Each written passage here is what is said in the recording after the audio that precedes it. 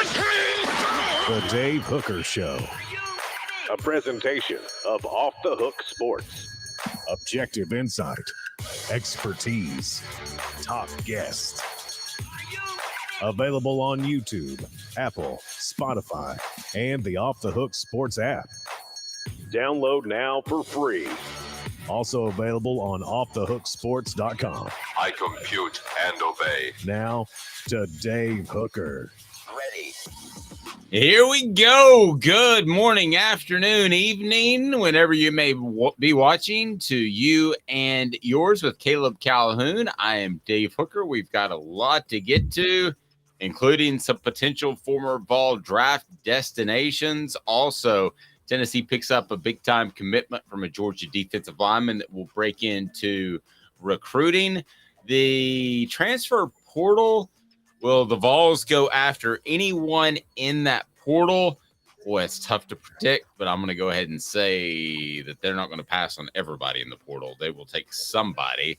And also some rules changes in the clock and how they affect Tennessee that is so heavily influenced by the clock and keeping the chains moving, so maybe affects the Vols a little bit more. Good morning, Caleb Calhoun, or good afternoon or good evening whenever you happen to be watching this. We broadcast live at 10 a.m. on weekdays Eastern time. You can certainly download the app, or you can go with that link tree that's connected here and find different ways to listen to us. We cleared 2,000 subscribers over the weekend, so not even being in existence for a year. That's pretty cool. Caleb Calhoun deserves an awful lot of credit for that. He's cutting up video like crazy. He's like the Edward Scissorhands of video editors in the evening. So he's doing that on YouTube. And we've got a lot of good things coming up this week. I think we might have our first John Adams appearance stopping in. I know that we will have how about Josh Ward, Fred White, and the Celebrate 98 series is right around the corner. So get the app, or be sure you've got your notifications on, because I have a Cooper Mays piece that I'm going to put up just here in a little bit that I think you will certainly enjoy. Caleb, how are you, sir? Pretty good. I hope it's not like Edward Scissorhands. That would be impossible for me to work on the computer at that point. Well, yeah, but it's like you have digital scissor hands. Edward Digital Hands. Edward, yes. So like your chopping is happening in the computer, if that makes sense. Fair enough. This is a sequel, Dave. The Edward Scissorhands sequel. Right now, we're throwing it out there. I think Edward. I wrote the Top Gun 2 sequel, just for the record, and I wrote it years ago. I mean, I knew positively that that's what they were going to do. So I'll try to write the Edward Scissorhands follow-up. I don't know how that we can do that. I think that was pretty self-encapsulated. So, all right, a lot going on, but Tennessee picks up a commitment. Let's talk some Cruton, as we like to do that, because for whatever happened, that early signing day has moved the busy months of December and January into like April, May, and June. So we're going to talk some Cruton right now. Talking Cruton brought to you by Andy Mason, AndyMasonRealEstate.com. Talking Cruton. Am I right or am I right or am I right? Who's on Tennessee's board? The names you need to know, exclusively on Off the Hook Sports with Dave Hooker. Tell me about Tennessee's newest commitment. I'll tell you that it's brought to you by AndyMasonRealEstate.com. He'll save you thousands or tens of thousands of dollars on any real estate transaction, because there are 40 years of experience in his office, and he's awesome. And he cares about you, and they have the best prices. They have the best service in the biz. So AndyMasonRealEstate.com is phenomenal. Save you thousands or tens of thousands of dollars. Hit that like button. Let's bring more people in. A big crew already on this Monday morning, and I'll get to the message board. But first, get me caught up to date with Tennessee football recruiting as you rock the nice sport coat, Caleb Calhoun, always updressing me. Well, this recruit won't necessarily dress up the class on paper, but he could be the steal of the class, as I wrote on Friday. Jeremias Heard is a 247 sports composite 3-star out of Model High School in Rome, Georgia. He is a 3-star on 247 Sports and On3, but he's not yet rated on Rivals or ESPN. The reason for that is he's a member of the 2024 class.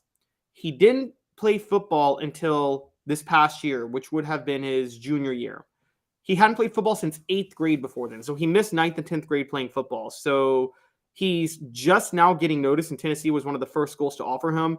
Alabama has since taken a pretty big interest, reportedly, and it sounds like Georgia had taken an interest too. And it sounded like it was going to take this year for him to really build his profile. But Tennessee offered first, so he committed to Tennessee. He stands at 6'7", 295. I think this is somewhat of a, you could say a gamble, but I think it has more to do with, look, Tennessee has the best defensive line recruiter in the SEC. And I mean, in terms of recruiting and in terms of talent evaluating, in Rodney Garner. So my guess is Rodney Garner just found this guy before anybody else found him, and that you're going to start seeing more hype grow behind him over the coming months as more schools get interested. Okay, so let me ask you about him for a second, because basically he's three different kinds of players. He's, when he's not ranked, he's either the type of player that Tennessee saw early and they wanted to go ahead and offer because they think he's really, really just that good. Okay, there's the other type of prospect that he could be, that you're in the Georgia area, you want to get a head start on the Bulldogs because you think other programs like Georgia will come calling. Now, I know we're projecting here, and he's a 3-star guy now, but the third option is he just isn't very good and can't play, which I don't think that's the case. But when we talk about Heard at 6'7", 295 pounds, do you think other schools will come calling, like Georgia, which is just down the road? And also address, if you can, Caleb, how it's odd to me, at least it is to me, maybe it's not you, these guys typically commit and hold them. Used to be when you committed throughout the year and you didn't have the early signing day in December, a commitment in April, I just always thought was stupid. I didn't think it held half the time. They do hold most of the time now. So thoughts on other schools coming after Heard and why he may hold, because that tends to be the norm, which still surprises me. I think, and I can't prove this, so to your second question. Okay. I think a lot of what goes into recruiting visits has to do with donor money.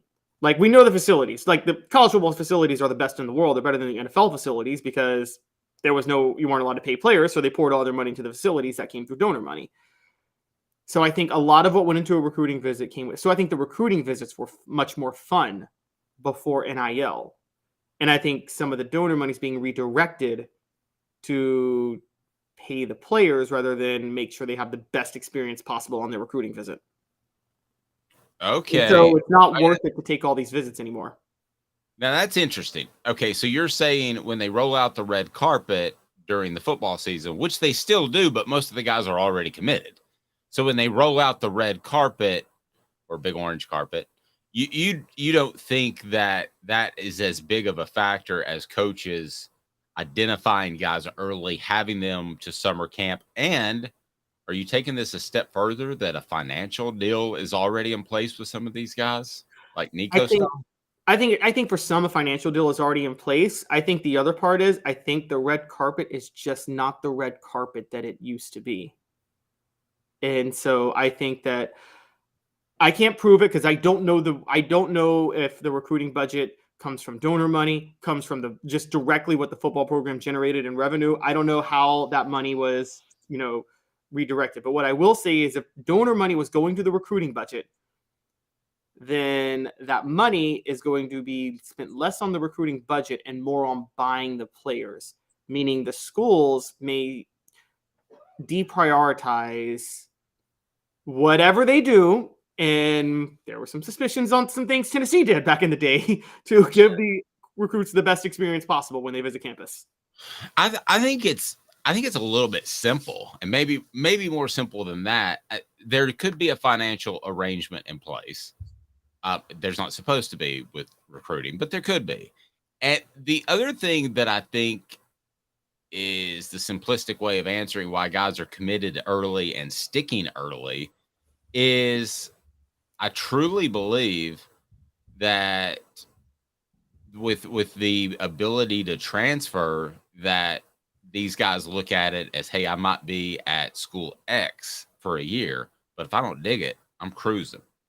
So I think that's part of it as well. You make the early commitment. The sales pitch is just completely different now. You're saying, Caleb Calhoun, you want to be a part of my program at Hooker University. At Hooker University. Great school. Yeah, it's a great school. It's got an AD, Hooker's the AD, and you can get an associate's degree if you want and just plain pimping. But yeah, I'm asking the associate's degree. I'm sorry, pimping. Yes, Is I'm telling you, this is why I think they're sticking longer. In April, March, April, May, I can tell you that I'm holding this scholarship for you as long as you keep progressing, and I don't hear that you're skipping class in high school, and I think you're progressing as a football player, and you can always transfer if you're not happy. And trust me, any coach now worth his salt is going to tell you that you need to transfer if you can't find a spot on the field pretty quick. I think it's as simple as that, Caleb. I think that's why guys are committing earlier. I think Tennessee is still out in front of the curve with the Georgias and Alabamas because they have to be. But I think as much as anything, Josh Heupel is getting commitments saying, listen, you're going to love it so much that if you don't like it, then you can just transfer. It's that simple. You can cruise on. And he hasn't held anybody back from transferring, nor does he even have the power to anymore. That's a good point. I never thought about that. I was thinking like 3 layers down the road, and you're right. It is a lot more simple. It is the transfer portal opens up more opportunities. As for this guy, the first question you asked, which was, it was 3 things. It was he really, really good and just hasn't been noticed yet? Was Tennessee trying to get out of the ahead of Georgia because he's in Georgia, or is he just not very good? I think it's a combination of the first 2. I think they think he's going to be really, really good. And I think they scouted him last fall playing football. But again, you have to remember, he hasn't gone to any camps. He hadn't done any of that stuff because he hadn't played football until last year in high school. So I think Tennessee scouted him, and then they thought this is a Georgia kid. We need to go ahead and offer him now before he starts to rise through the camps this spring and football next fall where he starts to rise. So we need to go ahead and get him now. I think that's what they thought. And again, if anybody's going to scout talent that's not yet recognized on the defensive line in the SEC, Rodney Garner's that guy, isn't he? No, I would certainly think so. And I think you have another sales pitch with Robert Ayers, and that you're working with not only a guy who has developed players in Rodney Garner for a number of years in the SEC, but you're also talking about a guy who played in the league for right at a dozen years. So that's pretty impressive. Now, the transfer portal is set to open, and I think you would ideally only be in the market for 1 or 2 players at the very most. So let me go into the transfer portal for a moment and get your thoughts and see if people are interested in these guys over at Tennessee, because I think they're going to pick up a couple of people in this new transfer portal, because guys can figure out, hey, I'm not a great fit at my current university. Let's make a move somewhere else. We're seeing that in basketball, but with the football calendar, I think you're going to see that even more. So let's go to 4 Downs now. And 4 Downs is brought to you by who? Well, I'll tell you in just a moment. First, I'll remind you that Zul Beer, XULbeer.com, is a fantastic partner with the program, the official craft beer of Off the Hook Sports. Man, worldwide award-winning craft beer parking downtown. You just don't get that all the time. It is awesome. It is Zul, XULbeer.com. Check them out. They bring you 4 Downs. Let me get to that right now. Part brought to you by Campbell, Cunningham, Taylor, and Hahn. 4 Downs. 4 questions. 4 answers. The Dave Hooker Show. 4 Downs. A presentation of OffTheHookSports.com. Did a little pool time over the weekend. Enjoyed it. Why? Because I didn't have to worry about contacts or glasses. Campbell, Cunningham, and Taylor and Hahn. Campbell, Cunningham, Taylor, and Hahn is phenomenal, and they will take care of your vision, whether it's LASIK like me, cataracts, or just your regular vision. They've got the vision centers to do that as well. Campbell, Cunningham, Taylor, and Hahn, and they are local right there in the Knoxville area. So 4 Downs, first down, quarterback. This would be an opportunity for Tennessee to pick up a quarterback when all's said and done. will they pick up another quarterback to have 3 scholarships on the roster? I don't think this says anything about Joe Milton or Nico. I just think it says 3 scholarships on the roster are significant. Same time, bumped into somebody on Friday afternoon. They said they really like Gaston Moore. So is Tennessee okay with Gaston Moore as the third string guy, as it looked like in the orange and white game, or do they need to do something now, Caleb? I think ideally they should try to add a veteran quarterback that could bring depth, but my prediction is that's not going to happen. They had 2 scholarship quarterbacks last year. They're going to have 2 this year. They'll be fine if they need. They seem fine if they have to go with Gaston Moore. The chances of that seem highly unlikely. So I don't think they're going to add a quarterback.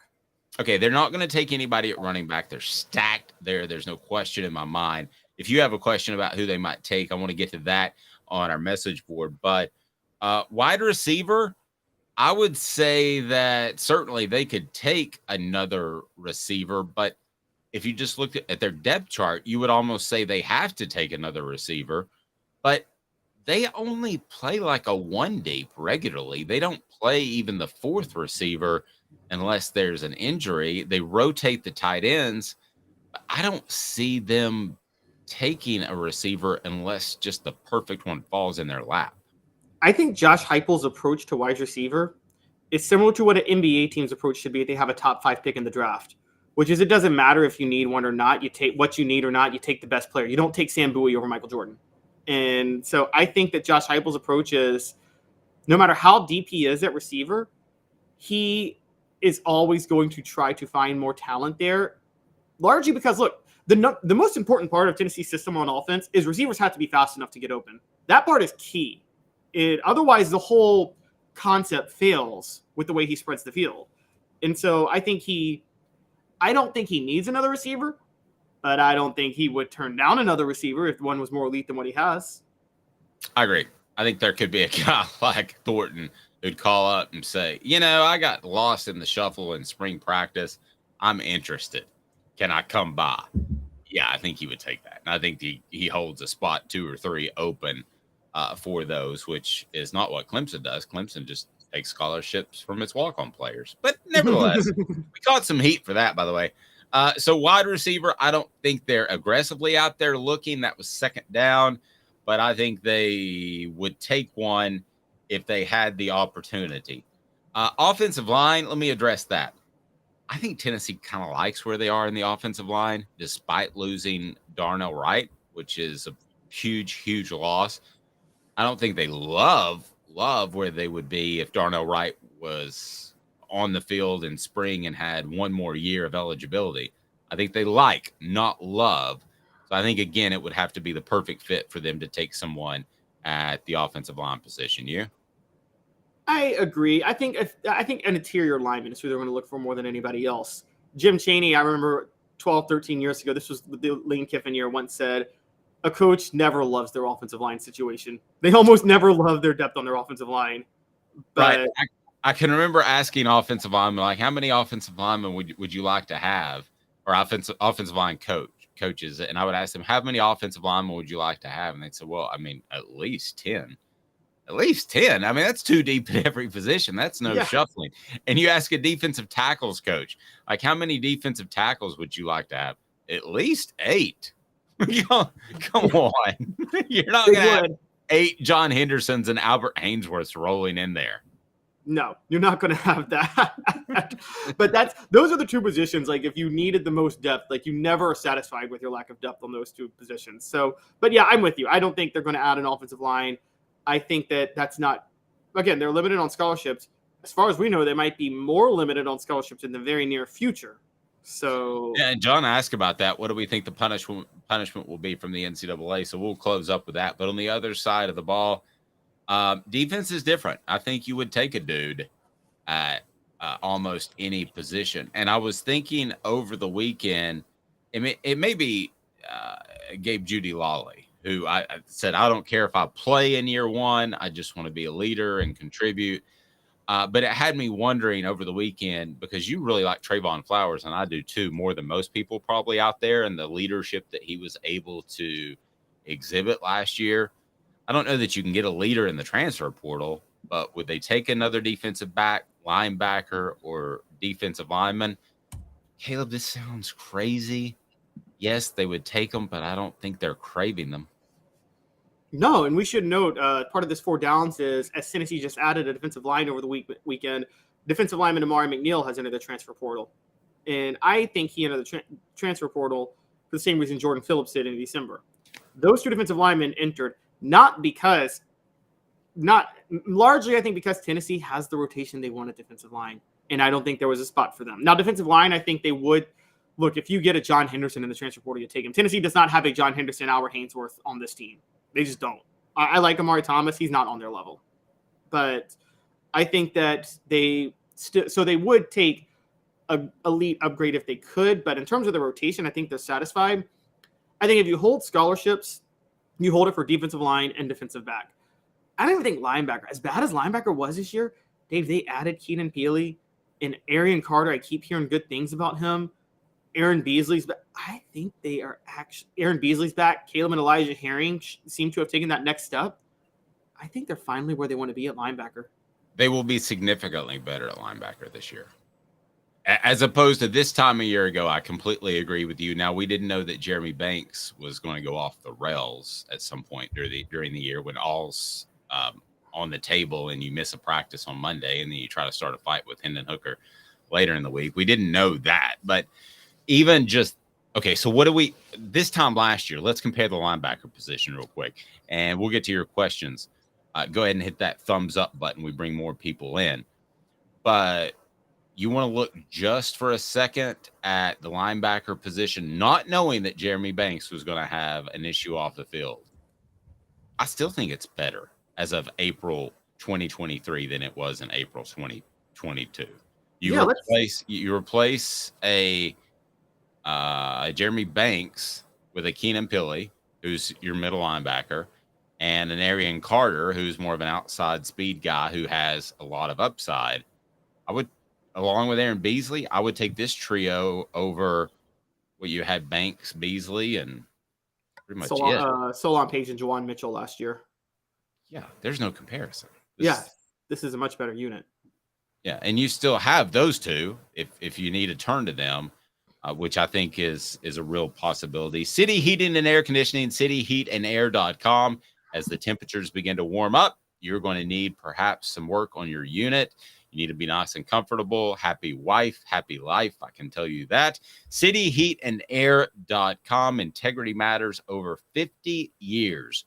Right there in Knoxville. Cityheatandair.com. Cityheatandair.com. City Heating and Air Conditioning. Absolutely love them. And they bring you our own Cooper Maze, which we'll have up later today. So looking forward to that. Is a lot going on. Hit the like button, John says. Smash it. Subscribe. Share. We want to hear that. And also, Billy Bob Cooter saying Jeremy Banks was the best wish he had stayed. Do we? I think that's sarcastic. Sarcastic. That may be a little sarcastic. Stay tuned. 2 minutes coming up on the program. We have got, they just have to change something. So how do the new clock rules affect the University of Tennessee and their high-tempo offense? And they will. Stay tuned. 2 minutes. He's Caleb. I'm Dave, Off the Hook Sports. And Craving Wings South North Shore location, where we've heard people say that you can get the best wings in East Tennessee. Pero ¿quién es este? El número 87, Jacob Warren. I'll just do 6 of my sauce 87, please.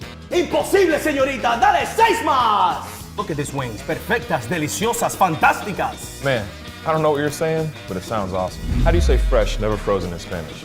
Frescas, nunca congeladas. Make your way to Craving Wings and get you 6 más. But what was funny about Cadis, we were a full continuum of care at that time. We had detox, we had inpatient, we had outpatient.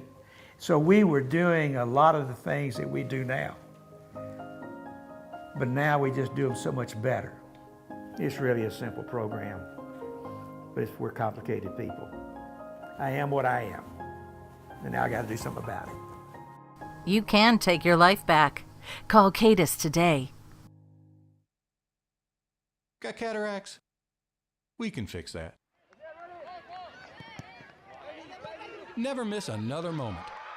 With a little help from Doctors Campbell, Cunningham, Taylor, and Hahn at cctis.com. Do you want to own the more that owns every job? Then get to Vassey Lawn and Garden in Cleveland and get you a Toro. I'm David Vassey, here to talk to you about Toro.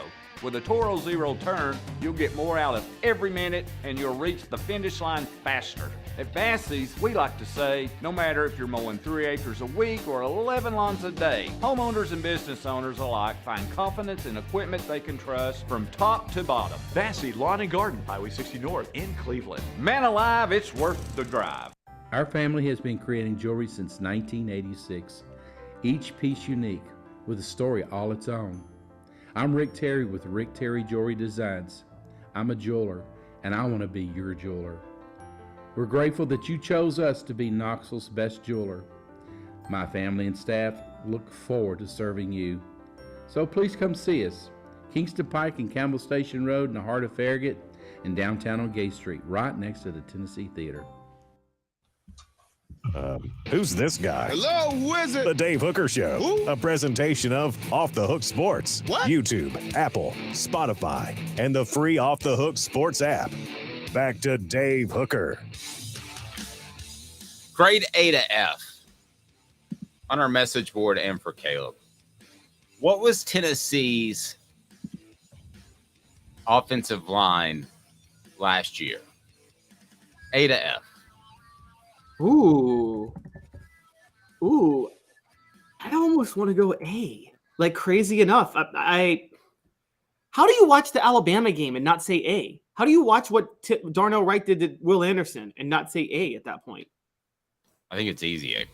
I think I could almost go A plus. I mean, they didn't have the greatest day against Georgia, and obviously struggles, probably internal strife led to that at South Carolina. So I can't give them an A plus. But if I get those two big exceptions, or you just have one bad day at Georgia and the rest of the days are fantastic, then I could lean towards an A plus. But Travis says B plus. I'm going to go ahead and go A minus, guys. I'm really high on Will Anderson, so that's a factor. And he was on my Heisman ballot 2 years ago, so factor that in. But I think it was an A. I think it was a flat A. If you want to say the A minus, Travis said gave up some huge sacks. One caused an injury. Okay, Travis, you talked me into it. So I'm going to go A minus. And I'm going to say that if not for the South Carolina game, it would have been an A. If not for the Georgia game, which Georgia's Georgia, Caleb, right? It would have been an A plus. So how much of that do you think? Let me share with the Georgia game, though, real quick. Okay. What could the offensive line do? The issue with the Georgia game was Georgia straight up played one-on-one coverage with Tennessee's receivers outside and dared Tennessee's receivers to be able to get open on them. And Tennessee's receivers didn't win those matchups. And that, I didn't think that was a defensive loss like South Carolina. Yeah, I agree. In South Carolina, you point to and you're like, that's a defensive loss. Right. Georgia could pretty much do what they wanted to when they wanted to. Okay, so that even strengthens my argument. So I would definitely have I'm going to go an A minus just because of South Carolina. Now, Roz, that's a big one, but I'm trying to be objective and look over the entire scope, right? An emotional fan is short for fanatics, might say, Dave, what are you talking about? That cost Tennessee a chance at the college football playoff. But I'm trying to be objective here and look at it as a whole. If Tennessee could get that play, which I'm going to deem as A minus, if Tennessee could get that play year in and year out for the rest of time, wouldn't you take that? Absolutely. Absolutely. Yeah, absolutely. I don't think you realize how Will Anderson could have taken over that game and did against a lot of opponents.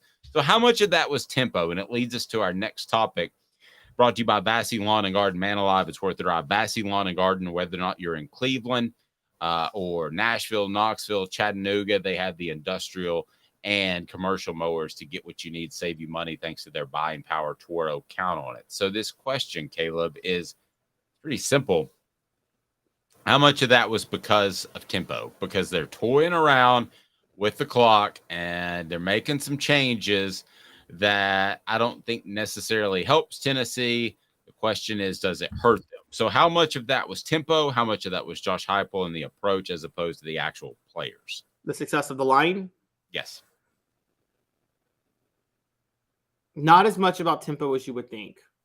Look at how many sacks Tennessee gave up the year before compared to how many they gave up last year. They were in the same tempo the year before under Josh Heupel, and the line was significantly better. Now, part of that, I'll say, was Hendon Hooker was significantly better. Hendon Hooker's pocket presence, it was horrible in 2021, guys. I don't know if you remember how bad his pocket presence was. And he did a 180 on that in 2022. So you could say that was more about Hendon Hooker's improvement and understanding of where he is in the pocket. In the running game, I don't think was as explosive as you might have hoped it would be. But I don't think it had as much to do with tempo as you might think, because I think the line was just that good. There were a lot of good. I mean, we've talked about this. Cooper Mays may be the best center in next year's draft, if we're being honest. And Darnell Wright is the best right tackle in this year's NFL draft. And Jerome Carvin is incredibly underrated as an interior blocker. You got those guys. It's hard for me to say it had anything to do with tempo. I think it should have more to do with talent.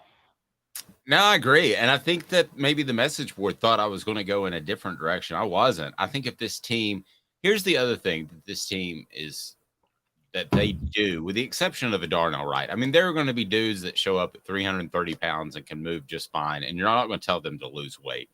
But Tennessee is a lighter offensive line for the most part and can move their feet.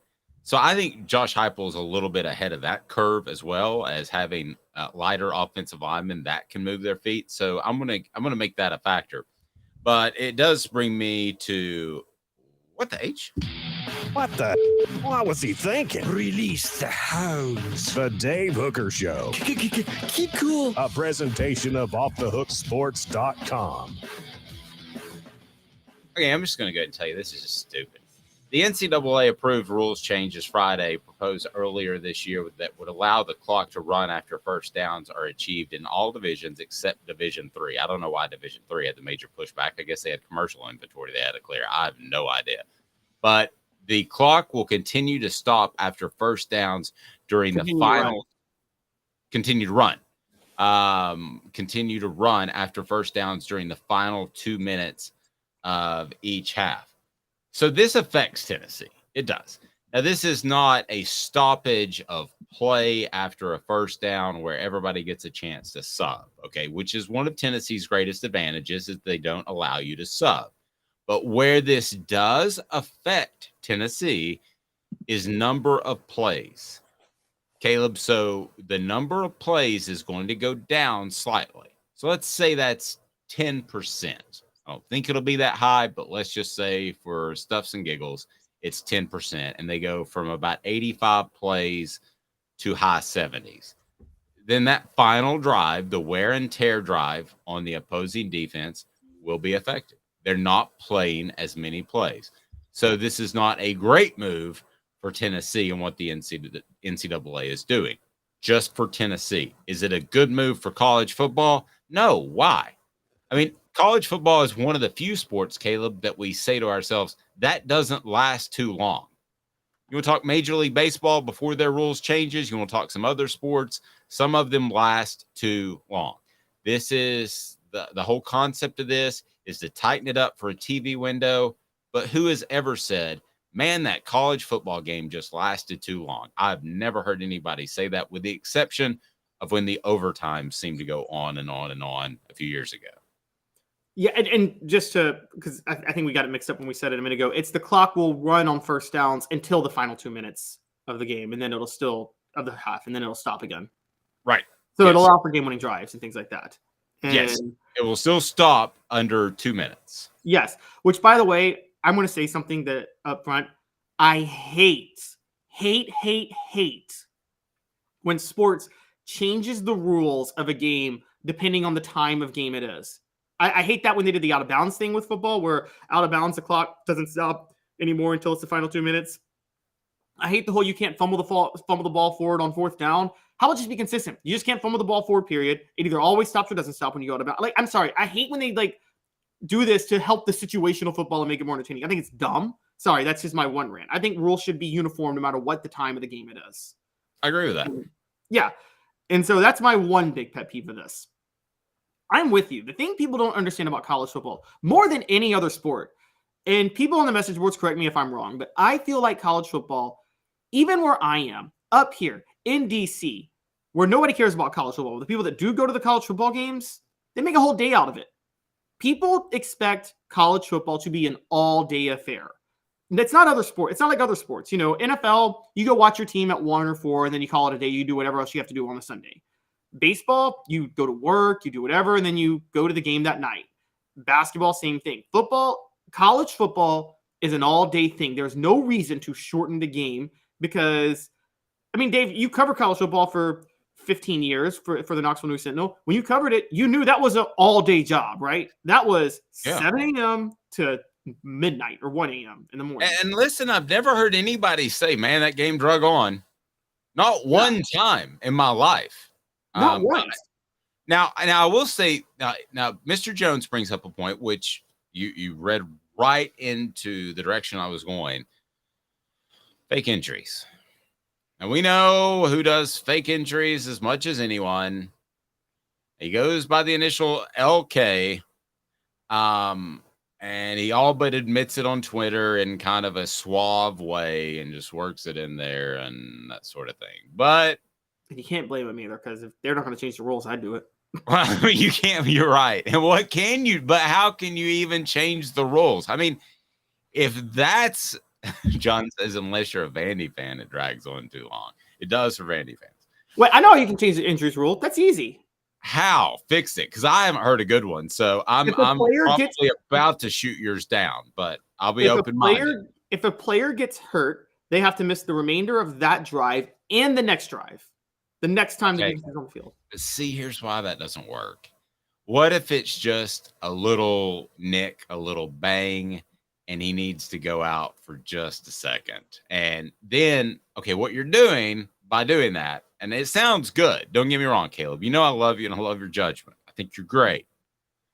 But here's what it does for a player. He's going to say, man, I just kind of tweaked my ankle or I just kind of have a stinger. I'm going to stay out here because I don't want to miss the rest of this drive and the next drive. Oh, so you think it's encouraging players to play hurt, which they're trying to stop? Yes. Okay. That's a good point. I didn't even just like it's encouraging players to get bad baseline tests on CTI stuff. They're acting dumb when they get their baseline test in August before they start hitting. Oh, okay. So that they lower the bar so that when they get tested in November, they're like, oh, you have the same cognitive ability that you had in early August, but they were playing dumb back then. I think you'll have players that'll force themselves to stay on the field. See, I don't know how to fix it. I'm going to Caleb. Yeah, now that you say that, I never thought about that. But now, like other rules in other sports is easy to fix. Like, you know, basketball, the intentional foul, to stop intentional fouling, you foul out. You know, in baseball, I think to stop intentional walks, I think if you get walked a second time in a game, you get to second base, not first base. And you advance 2 bases. Okay. You know what play would have never happened? Giving your recommendation, which is a good one. I'm not ripping the recommendation. I don't think Jeff Coleman would have come out of the Arkansas game, which allowed one Billy Ratliff to come in and force a fumble of one Clinton Sterner back in 1998, because Jeff Coleman was gassed and he came to the sidelines. He's like, I just need a play or two. Get out there, Billy. And Billy runs out there after admitting he had been beaten down by Brandon Burlsworth, rest his soul, the entire game and somehow beat Burlsworth. But Jeff Coleman probably says, I'm not coming off the field because I'm just gassed. I'm going to get through this. And Tennessee probably loses to Arkansas, and there's never a national championship game. There is still a national championship. I've broken it down how the national championship happens. Caleb is taking away your national title, Tennessee fans. No, Dave is taking away your national title. We got to talk about this with Fred White on Friday. Okay, this is the most unfair narrative ever written against Tennessee football. Okay, they win the national title regardless of that fumble. Was that fumble a lucky play? Yes. Tennessee wins it regardless, and I've broken down why. 1, they still would have gotten the ball back with about 30 seconds left had the fumble not happened, and they only needed a field goal to win. 2, even if they lose, they would have met Arkansas again in the SEC championship game. They would have won that game, and based on the BCS and the formula at the time, they would have been one of the top 2 teams. So all I'm saying is that with your changes, Jeff Coleman's probably like, man, I'm not taking myself out. I won't be out even the next drive. So then Tennessee's a 12-1 national title team instead of a 13-0 national title team. Hey, Vol Twitter, do you really care if you're 12-1 or 13-0, or do you just care about that championship? 13-0 sounds good. I mean, it has a different ring to it, doesn't it? It does. It does have a better ring to it. But but yes, that's a fair point. I don't know how to address that. Maybe this thing with but now that I think about it, okay, Dave, let's think about this for a minute. Now that we talked this out, I'm not so sure this is going to hurt Tennessee the way you think. The new rules change with the clock running on first down. Because, okay, they're going to get a first down. If a team's trying to slow the tempo, they're going to fake an injury. The clock's stopping on first down anyway. Like, I think Tennessee moves so fast, it's less relevant for Tennessee than it is for another school that when they get a first down and the clock's running, it's kind of – my problem is actually I say let the clock run on first down the whole game because Tennessee is more equipped to run a 2-minute drill with the clock running on first down than other teams are. But still, you would agree fewer plays at the end of the day would not benefit Tennessee. That fatigues the defense long term. I agree. It doesn't benefit Tennessee as much. I think this team is going to be a little bit different than last year's team, though, and we've talked about this. They're going to be using more plays to get down the field this year anyway than they've used in the past couple of years.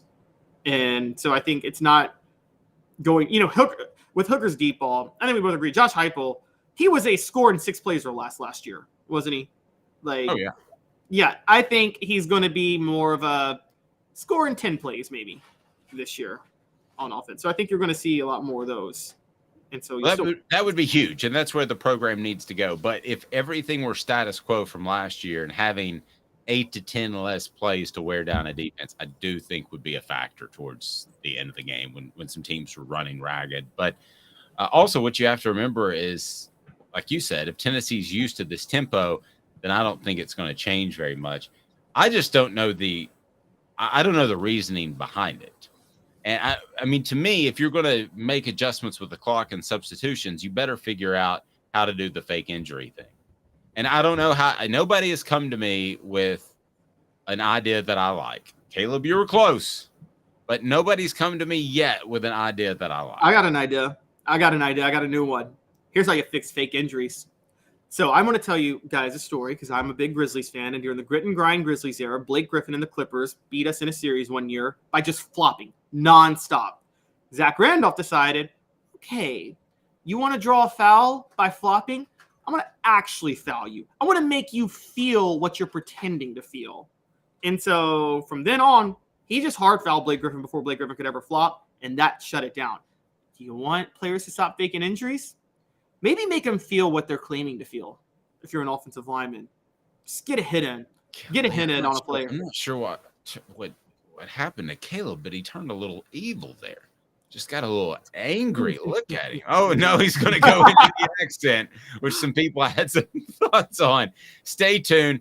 2 minutes while the Vols basketball team is significantly better than it was last year, and also why Alabama, after spring practice, could be in a whole lot of trouble behind center. He's Caleb Caloun. I'm Dave Hooker. 2 minutes off the Hook Sports. I know you like the heat. You got to try my signature sauce 87. Dude, you know I love you and I love to try your wing sauce. But when it comes to wings, I need them really hot. I hit 105 on the radar gun. I need to be pretty spicy. Yeah, I know that, man. Look, if sauce 87 isn't enough for you, I guess you can try the Holy Moses or the Grim Reaper. Now we're talking. Take it from these Farragut Admirals. When you're craving wings, it's got to be Craven Wings. Visit them online at cravenwings.com. With all that sun, sand, and salt water, the beach is a very relaxing place. Unless you wear contacts. Ow! Open your eyes to the best the beach has to offer with LASIK vision correction from Campbell Cunningham Laser Center. Hi, Mike Davis here with City Heating and Air, reminding you to always dare to compare. Our team provides quality local heating and air service, installation, and maintenance across East Tennessee. We use only the best equipment like American Standard heating and air conditioning for your residential, new construction, or commercial needs.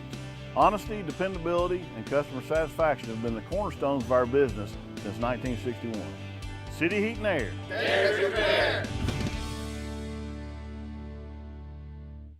Before Cadis, I was really heavy into the drug culture. I was selling drugs. I was just constantly in pain. I was missing like a good support system in my life. Cadis has given me everything that I need in order to successfully have a wonderful recovery, in order to have a life that I didn't even know was possible before. And it's not just about me anymore, and I love that. I absolutely love it. You can take your life back. Call Cadis today.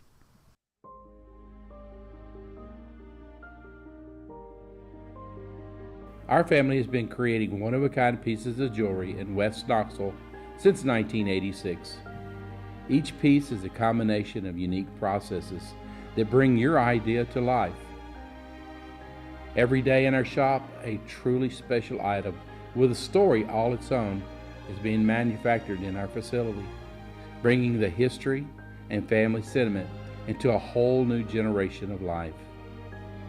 We're grateful that you chose us to be Knoxville's best jeweler, a title that we value and respect. Because to me, being a jeweler and owning a jewelry store are not the same thing. I'm Rick Terry, I'm a jeweler, and we want to be your jeweler. Kingston Pike and Campbell Station Road in the heart of Farragut, and downtown on Gay Street right next to the Tennessee Theater. Who's this guy? Hello, wizard. The Dave Hooker Show. Who? A presentation of Off the Hook Sports. What? YouTube, Apple, Spotify, and the free Off the Hook Sports app. Back to Dave Hooker. Alabama appears to be in big-time trouble at the quarterback position. We'll get into that. And also, Tennessee's basketball program is completely rebuilt, and Caleb loves it. Loves every guy they took. Thinks this is a Final Four team, is big on to Rick Barnes and Santiago Vescovi. He is all on board. He's actually wearing a Bernie King jersey underneath his sport coat today. Right? I am not wearing a Bernard King jersey underneath my sport coat. I respect and love Bernard King. Got a lot of respect for him. But yeah, not wearing a Bernard King jersey. But I am high, as we'll get to in a second, on Tennessee's third transfer. I was high on the first, high on the third, just not high on the second. Gotcha. You're like the Snoop Dogg of Tennessee prospects. Get high on your own supply. All right, so you wanted to go. Travis says, if you make every player take 3 plays off per injury, it's just enough to keep them from faking and not enough to make them play through. All right, so we discussed this in the last segment. Here's the issue, though. How are the officials supposed to possibly keep track of that? You could have 3 players in and out on 3 different plays. College football makes a lot of money. They can hire somebody to track substitutions. Okay. I mean, you're high. No, I'm not. No, this person can't be high. Whoever's doing this, though. Yes. Bro, they're just in the game. Let them go back out. I don't see how you can keep track of 3 or 4 people. I mean, I think you could. This guy's been out for 3 plays. This guy's been out for 2 plays. This guy's been out for 1 play. This guy's just going out. The ref goes to the scores table in basketball all the time to say, give this person this foul, put the foul on this person. In football, ref can buzz upstairs to the press box and say, this person's out for 3 plays. That person's out for 3 plays. There's nothing you can do. I think we just came up with a solution, Dave, and I think there's just nothing. I think Dave is holding firm. I've thought it out over hours. I don't know how in the world. And now we got Travis saying the opposing coach would keep track. So are you going to have like in addition to a get back coach, which means get back off the field, stay on the sidelines, get back. Everybody's got a get back coach. So now you're going to have a sub coach. It's going to watch the other team. And if you've ever been on the sidelines of a football field, it's hard to see anything. You make this work, Caleb, and you've built a better mousetrap. I don't think there's a better mousetrap. I still don't understand why coaches don't hire so many more analysts to give them common sense. I've always said every coach should have a math coach to be like, analytically, what's the best move for my win probability right here? But that's been my philosophy. The only reason they don't have that is because football coaches are more old school than any other coach. I know they think they understand the game better than anybody, and they think they're super smart. In reality, most of y'all were just former players who stumbled up the ladder to become head coaches, and you're not very bright. Brutal. No, but I think to some extent you're right on that. All right, so Jalen Milroe, Ty Simpson, before we get to Tennessee and their rebuilt basketball roster, it's pretty impressive. We'll get Caleb's thoughts on that. But Jalen Milroe and Ty Simpson, so the thinking was at the University of Alabama that the Crimson Tide there in Tuscaloosa would just find another quarterback. Maybe it's Milroe, before we saw him struggle mightily last year, especially with turnovers. Maybe it's Ty Simpson, the highly regarded Tennessee prospect that's going to step into that role. But the story was supposed to read as this. After Bryce Young ascended to being one of the greatest players in recent history at the quarterback position, winning a Heisman Trophy, arguably should have won two, that now a Milroe or Simpson are just going to jump in there like Alabama has had happen over and over again to give the Crimson Tide at least adequate, if not very good, quarterback play. After the spring game this weekend, there's reason for me to believe that Alabama could be in the transfer portal because I don't think anybody was wowed by Milroe or Simpson. How scary is this quarterback situation for the University of Alabama as you see it, Caleb Caloun? Very scary. I'm going to say this now. I've been saying for a while, this is Nick Saban's dynasty is not done. In 2 years, they'll be back. But for this year, Alabama's in trouble. They're in deep trouble. Anybody who watched Jalen Milroe last year knows he can't play. Sorry, no disrespect. I'm not going to do what Stephen A. Smith has done to Kwame Brown over the last 10 years, 20 years of the NBA. I'm not going to treat him like that, but Jalen Milroe can't play. Can't play in the SEC. And they needed Ty Simpson to be ready. Guys, Ty Simpson threw 2 interceptions in the spring game was awful. I don't know if you watched any of the 8A game. It was horrible. Yes. Now, Dave, you have talked about in the past, to be fair, Ty Simpson, or in spring, the defense is always ahead of the offense, typically. But you still expect your quarterback to be able to be semi-decent by the spring game, don't you? If your quarterback's worth his salt at all by the fall? Yes. And I want to add something else in there, not to throw you off your thought. But the other thing is you would expect if Alabama felt good about one of these quarterbacks, they might prop them up to look a little bit better in the spring game, and that was not the case. That is true. Which makes me think they used it as another practice, whereas Tennessee used it as 60,000 fan celebration, right? That wasn't a real game at all. But I thought Alabama used it more for a practice, and I thought they both looked horrible. I agree. That's a good point, which is even more disturbing. Here's the other problem. By this time in the transfer portal, every quarterback that's hitting the portal is a quarterback that probably isn't good enough to start at Alabama, because if you're hitting the portal around this time, it's because you're not good enough to start at the school you're at. For those who don't know, Harrison Bailey just entered the portal, the former Tennessee quarterback who transferred to UNLV. I think Harrison Bailey is just having trouble finding a place to start, even though he was a 5-star coming out of high school. Happens. Who are they going to get now from the portal? Every quarterback that's entered the portal that was worth that you could see as a potential superstar quarterback, they entered the portal in January. None of them enter the portal in April unless they're desperate to find a place to play. No, I mean, if you enter it in April, you've officially been told by your coach after spring camp that you're not the guy, right? I mean, nobody's going to leave if they're and listen, they can kind of toy back and forth with these guys. They can say, well, you're still in the running. There's a top 2. But the bottom line is the players know who's going to be the first stringer. So, I mean, he has a – now, with the Harrison Bailey thing, the thing that I find a little bit disappointing and disturbing about that is I think that he has the physical ability to play at a UNLV, arguably had the physical ability to play in a University of Tennessee. So this, to me, is where the transfer portal is probably doing him a disservice. It's too easy to leave. You need to stick it out for a little bit longer to find out if you're going to be able to compete for a job. I think that's a little bit too short of a time. But, I mean, basically, if you're Alabama, you're looking at Jalen Milroe, Ty Simpson, or picking up scraps. Yeah. And if you're Tennessee at this point, Remember how much Tennessee wanted Ty Simpson and Tennessee fans thought he was going to go to Tennessee? Yeah. I think you're happy about the situation now if you're Tennessee. I think you might have – I'm not so sure Ty Simpson was missed on, but he might not be capable of playing at this level in this offense. Look, on a broader scale, Dave, I'm bringing up Alabama's schedule right now, and the one thing working in their favor is, like Tennessee, they actually have a more favorable schedule than you might think, because the toughest teams they face, they get them at home this year, including Tennessee, obviously, and LSU. I would say you would agree that's their two toughest games, right? Tennessee and LSU? Yes. Yeah. They get all of them. They get both of them at home.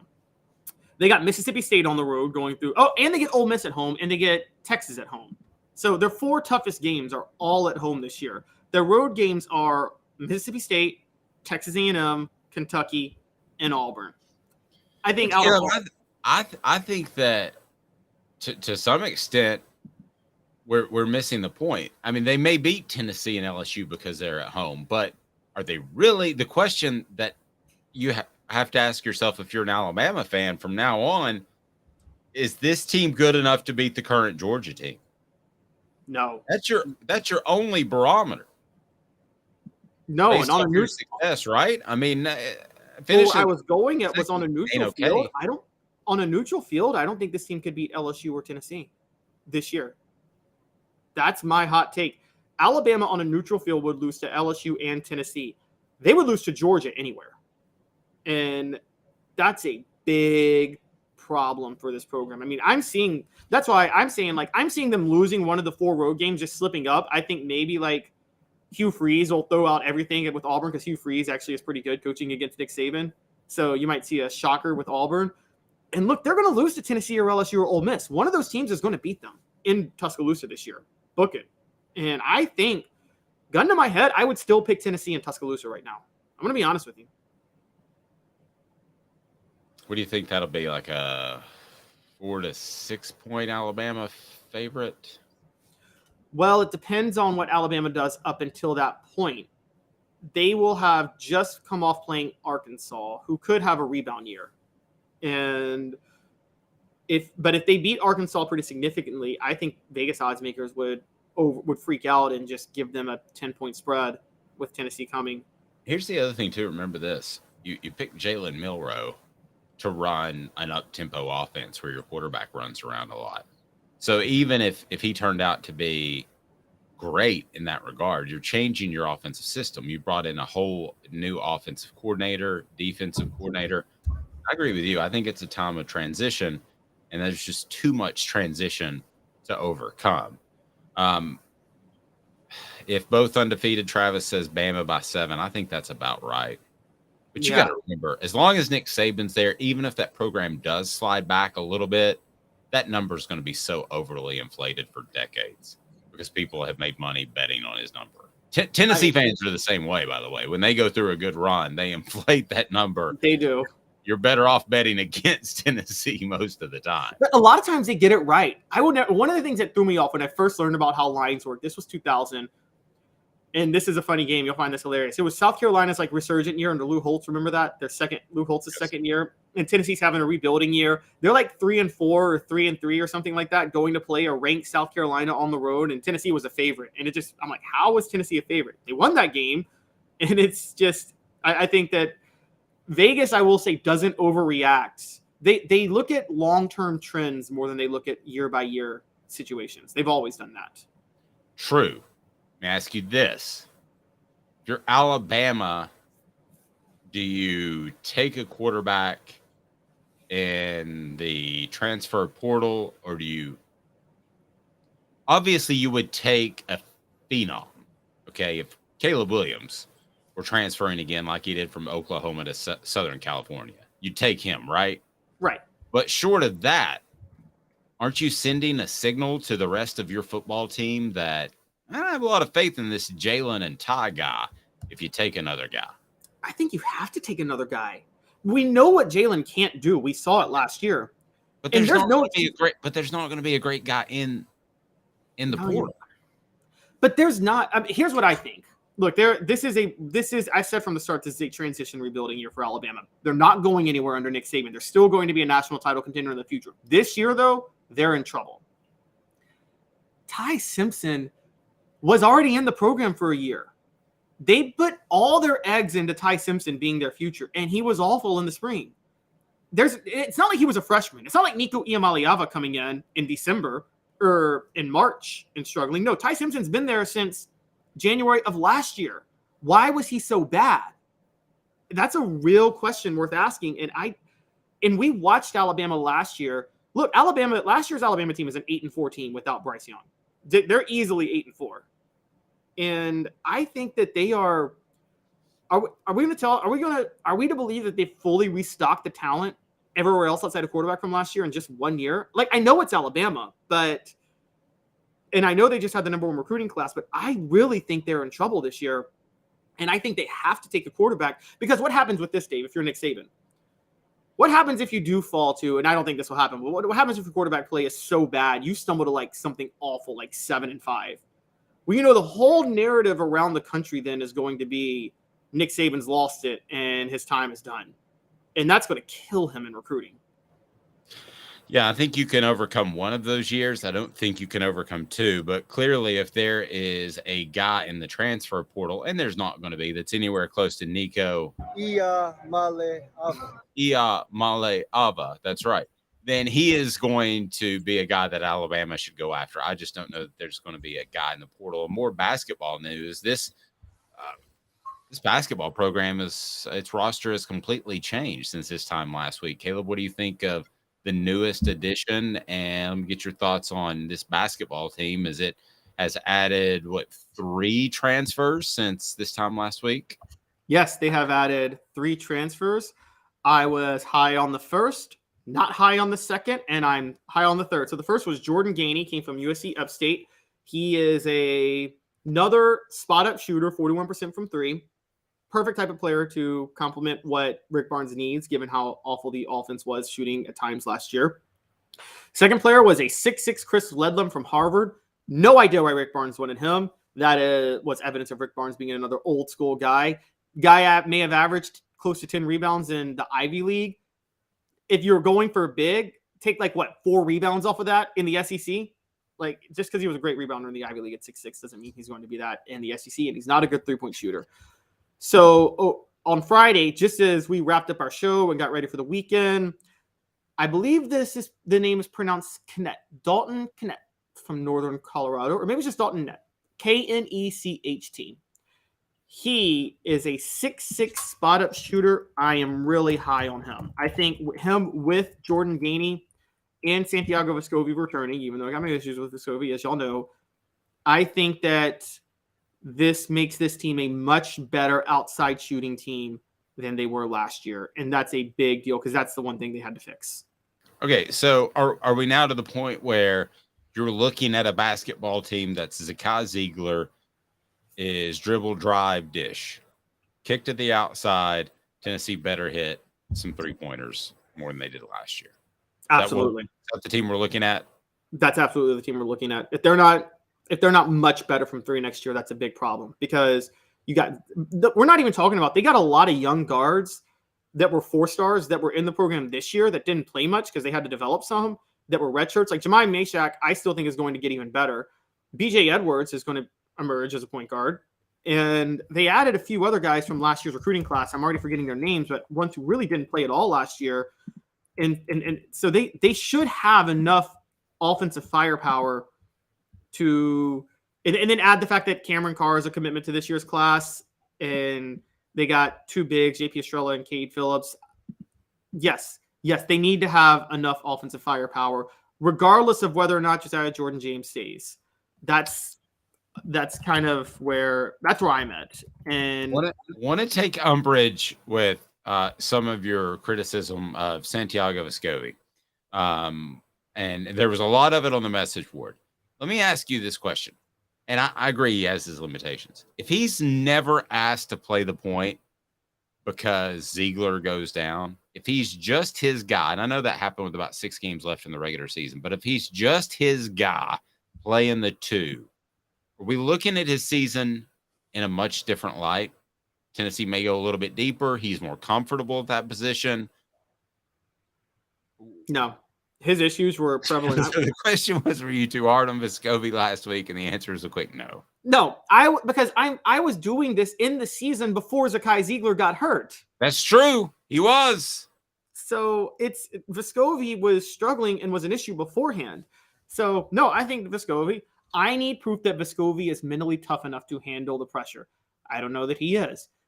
Dave, can you develop a clutch gene? I don't know if that's possible. I mean, I will say some players have done it. Dirk Nowitzki in the NBA melted down in the 2006 NBA Finals, came back in 2011 and dominated. LeBron melted down in the 2011 NBA Finals.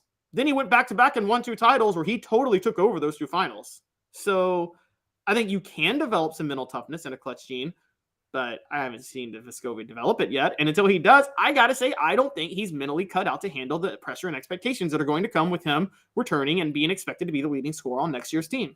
Okay, who has been a Vol who developed a clutch gene while at Tennessee? A Vol who developed a clutch gene. I got one for you. I would say Jawan Smith. Ooh, that's a good one. I was going to go John Higgins. Did he ever develop a clutch gene? He never shot the ball as much as he should have.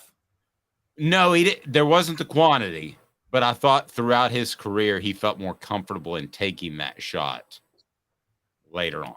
Yeah, I thought John Higgins was almost a waste of an elite shooter. Like, the guy should have been firing. Maybe that was Buzz Peterson not being smart enough to tell John Higgins he should be shooting a lot more from outside. It could be. Well, you know, Buzz Peterson, though, Michael Jordan was in his wedding. Oh, that's right. Yes. Well, as he's always quick to remind. Mr. Jones said Scotty Hobson, Jordan McRae, Skylar McBee, did they develop clutch genes while at did they develop clutch genes or did they just develop? You know what I mean? There's like kind of a difference. Like, were they like, there's a difference between developing a clutch. I'm talking about a player who was elite, but you couldn't trust him in the big moments. And then a time came around where you could trust them in the big moments. I mean, some people would say, I think this is totally unfair, by the way, who I'm going to name, but people would say this was Peyton Manning. They would say he struggled in the clutch and then he overcame his demons in the 2006 AFC title. Anybody who actually watched Peyton in college knew he was clutch from the start. And I mean, that SEC title game in 97 is the most clutch performance I've ever seen a college football quarterback put on. No, I don't think he had a problem with clutch. I think the entire program, when it faced Florida, had a problem with being tight. Yes.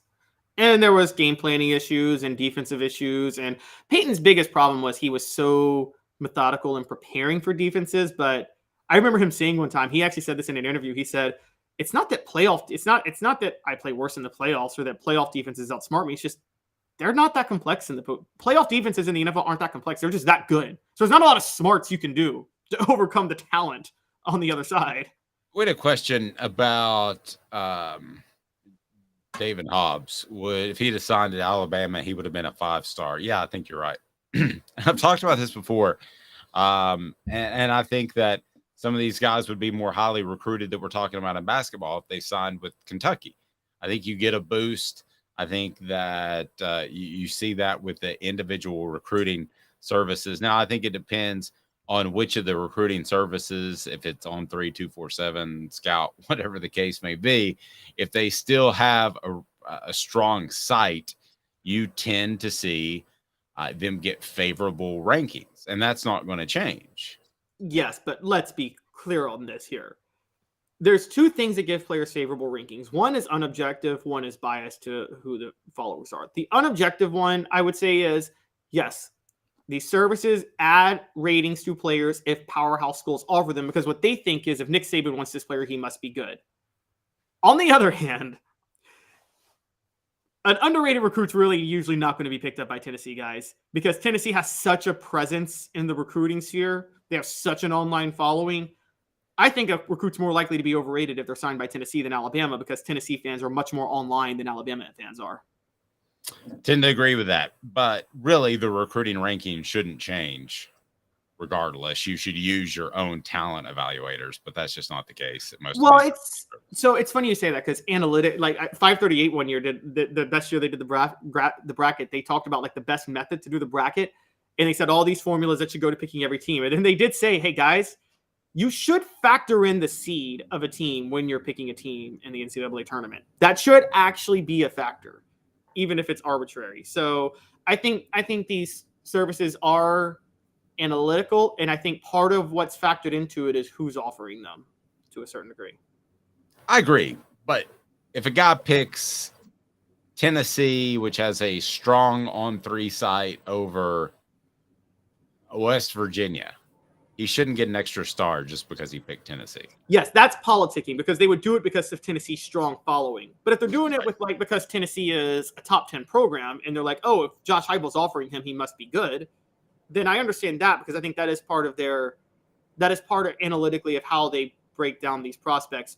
For people that think recruiting rankings mean nothing, though, guys, every national champion since online recruiting rankings started in 1999 has had 3 of their 4-year classes up to that championship team be in the top 5 in recruiting rankings. They matter.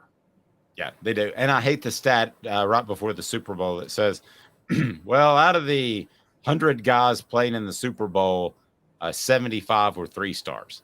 Well, the vast majority of prospects each and every year are 3 stars. There's only like a dozen 5-star guys each and every year. Exactly. So it's not apples to apples. I tell you what's apples to apples to make your pet feel better. Crafttreats.com. Go to crafttreats.com. Use the promo code Off the Hook. That's Off the Hook. Get 20% off the chill pills, which will help with your pet's digestive issues, arthritis, and also anxiety issues. They're awesome. The chill pills with CBD or any other holistic awesome treat that they have at crafttreats.com. Just be sure and use the promo code Off the Hook. That's Off the Hook to get 20% off. For Caleb Caloun, I'm Dave Hooker. This has been a presentation of Off